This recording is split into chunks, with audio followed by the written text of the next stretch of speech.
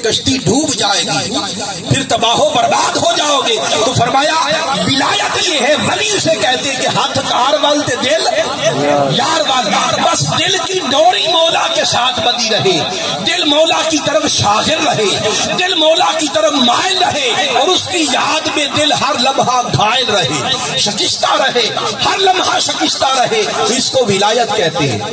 تو دل کھٹا پڑ گیا امام راضی رحمت اللہ علیہ کا، اور بیعت کیے بغیر واپس جانے لگے، بیعت کیے بغیر واپس جانے لگے۔ تو جب واپس جانے لگے تو آپ نے بانپ لیا کہ مولانا صاحب اچھے ہیں اور واپس جا رہے ہیں، ہر شے عقل کے پیمانے پر سمجھ میں نہیں آتی۔ آپ نے روک لیا، فرمایا مولانا آئے کیوں تھے، واپس کیوں جا رہے ہیں؟ کہنے لگے کہ حضور بیعت کرنے کے لیے آیا تھا، مگر بیعت کے لیے مطمئن ہونا بھی ضروری ہے، میں مطمئن نہیں ہوا، اور آپ کا ماحول مجھے پسند نہیں آیا۔ آپ نے فرمایا کہ دوبارہ پتہ نہیں آنا بھی نصیب ہو یا نہ ہو، مولانا بیعت کرتے جاؤ۔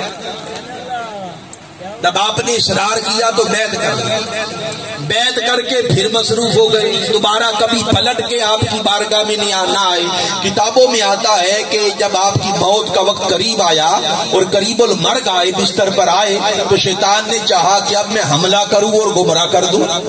وہ انسانی شکل میں اہل علم کے روپ میں سامنے آ گیا اور کہنے لگا کہ راضی میں خدا کو نہیں مانتا، تو نے ساری زندگی لوگوں کو خدا کا ہونا بتایا، اور بڑے بڑے دانشور غیر مسلم تیرے سامنے گھٹنے ٹیک گئے، مجھے منا، میں کہتا ہوں خدا نہیں، تو خدا کے ہونے پر کوئی دلیل دے۔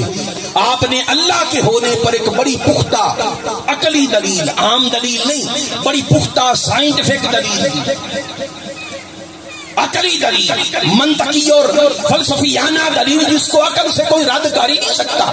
آپ نے وہ دلیل دی، اور سامنے کون تھا؟ شیطان۔ وہ کوئی کم عالم تو نہیں ہے نا، وہ تو فرشتوں کا بھی استاد تھا۔ اب اس نے آگے سے اپنی دلیل دی، جب شیطان کی دلیل آئی تو آپ کی دلیل رد ہو گئی، آپ کی دلیل، اور خود بھی قائل ہو گئے کہ اس کی دلیل وزنی ہے۔ آپ نے پھر اٹھ کے بیٹھ گئے کہ یہ علم لگتا، آپ نے پھر اللہ کے ہونے پر دوسری دلیل دی، شیطان نے وہ بھی رد کر دیا، اور قائل ہوتے گئے۔ آپ کے ساکھ اور خزانے میں کل 100 دلائل تھے، 99 دلیلیں اس کے ہونے پر دے چکے، وہ سب شیطان رد کر چکا۔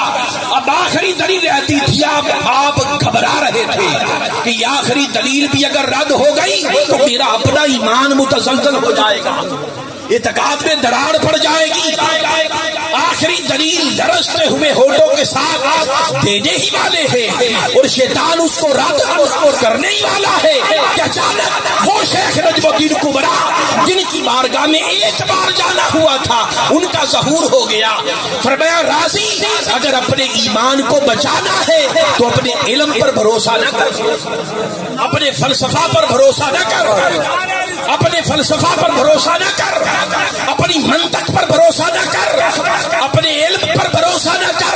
اگر ایمان کو بچانا ہے تو کملی والے مصطفیٰ کا دامن، اشارہ پا گئے، اشارہ پا کر شیطان کو بازو سے پکڑا اور پکڑ کر فرمایا کہ شیطان میں خدا کو بغیر کسی دلیل کے مانتا ہوں۔ اس نے کہا کہ مڑ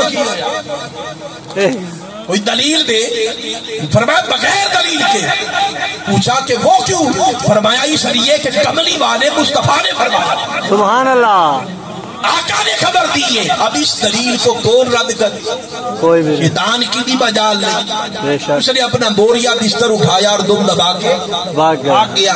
تو مطلب یہ ہے کہ ایمان آقا علیہ السلام سے تعلق کا نام ہے، ایمان حضور سے متمسک ہونے کا نام ہے، حضور سے جڑنے کا نام ہے۔ تو فرمایا لوگوں جہاں پر گزرنے والا ہر لمحہ خسارہ ہے، گھاٹے کا سودا، اگر خسارے سے بچنا چاہتے لوگوں میرے مصطفیٰ کے ہو جاؤ۔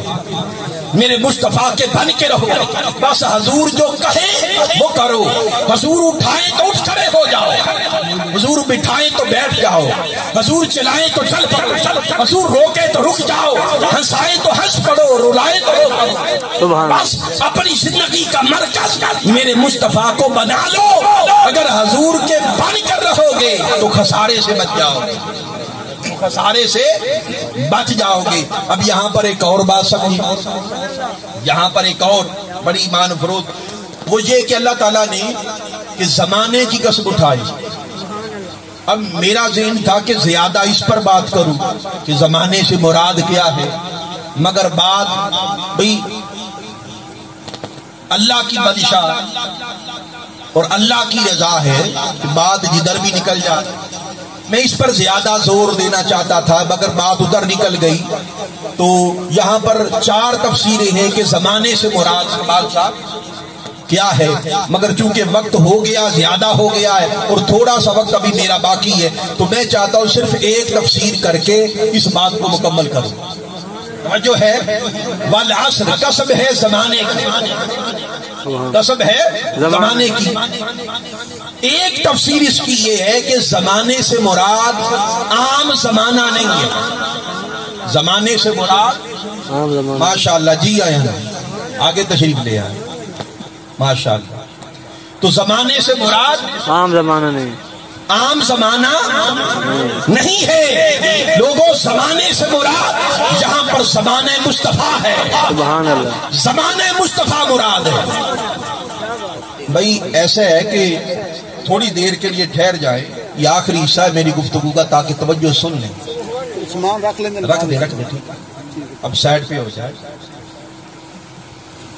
درود شریف پڑھ لیں۔ اللہم صلی اللہ علیہ وسلم۔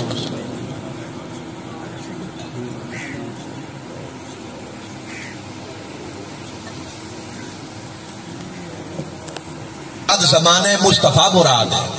اللہ نے فرمایا محبوب تیرے زمانے کی، اللہ نے فرمایا تیرے بھئی زمانے سارے اللہ کے ہیں، زمانے سارے اللہ کے ہیں، اللہ نے پیدا کیے ہیں، مگر جو زمانہ مصطفیٰ کا ہے اللہ کو وہ محبوب ہے، سبحان اللہ، اللہ کو وہ محبوب ہے۔ محبوب تیرے زمانے کی قسم، اس لیے کہ زمانوں میں سب سے بہتر زمانہ وہ ہے، بہتر افضل خیر کے اعتبار سے، رشد کے اعتبار سے اور فضل کے اعتبار سے، ہدایت کے اعتبار سے وہ زمانہ زمانوں میں سب سے بہتر جس زمانے نے میرے مصطفیٰ کو پایا، جس زمانے میں میرا محبوب ہوا وہ زمانہ۔ اور پھر آقا نے خود بھی فرمایا خیر القرون قرنی، سب سے بہتر زمانہ فرمایا میرا زمانہ، سبحان اللہ، فرمایا میرا زمانہ۔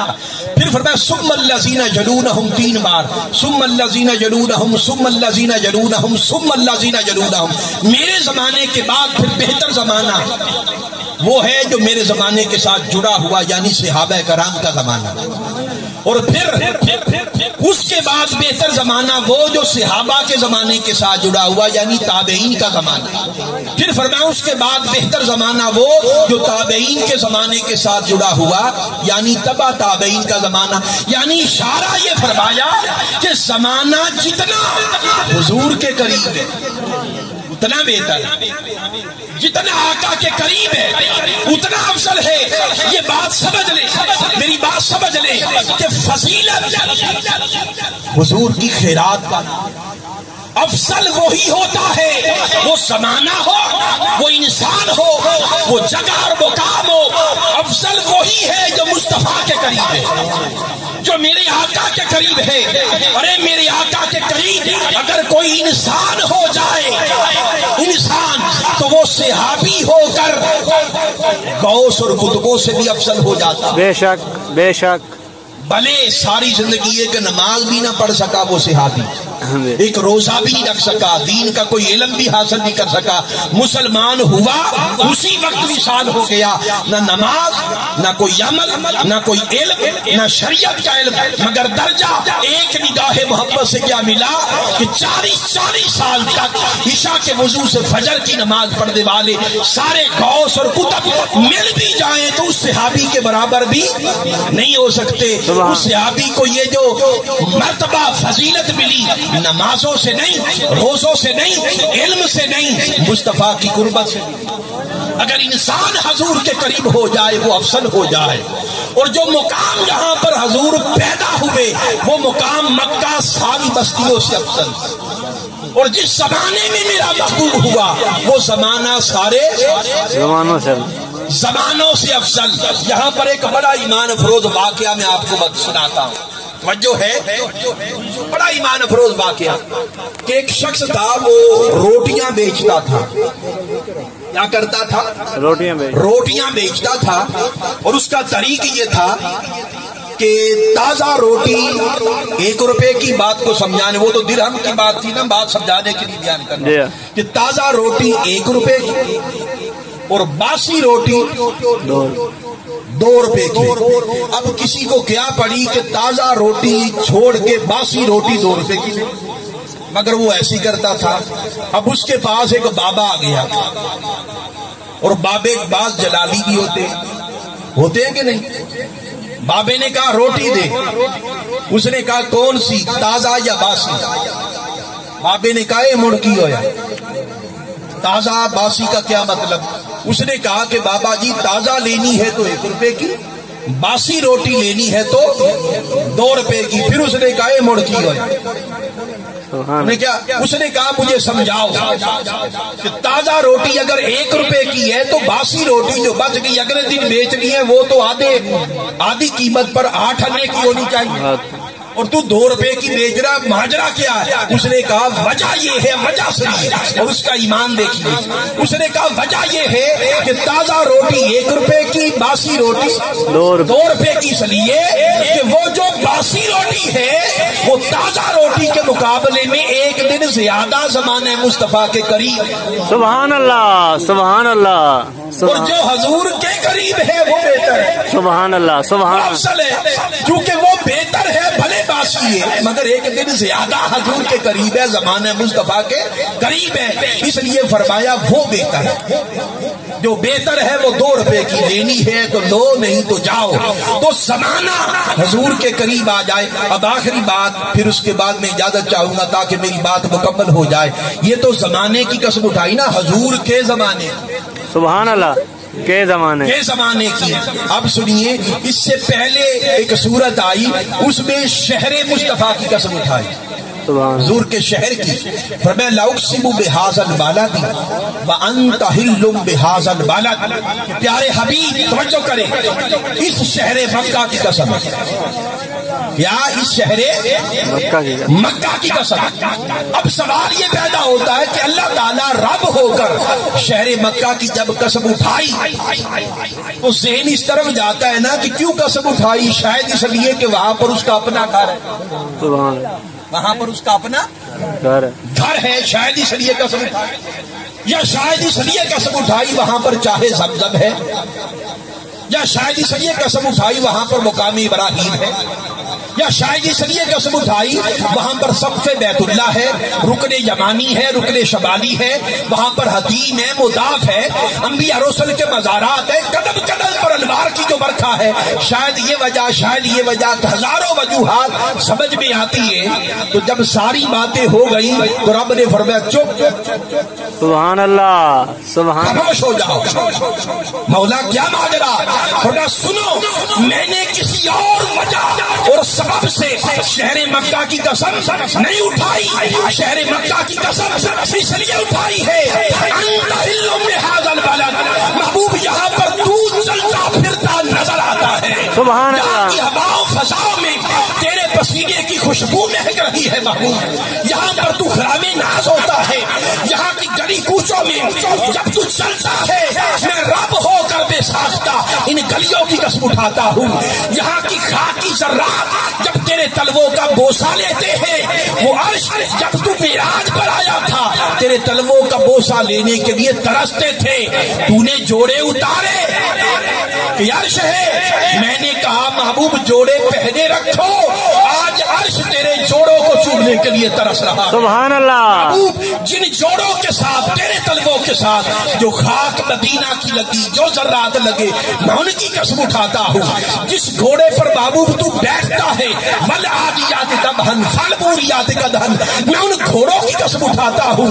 جن راستوں سے تو گزر جاتا ہے میں ان راہوں کی قسم اٹھاتا ہوں. محبوب جہاں پر تو ہو وہ جگہ افضل ہو جاتی ہے.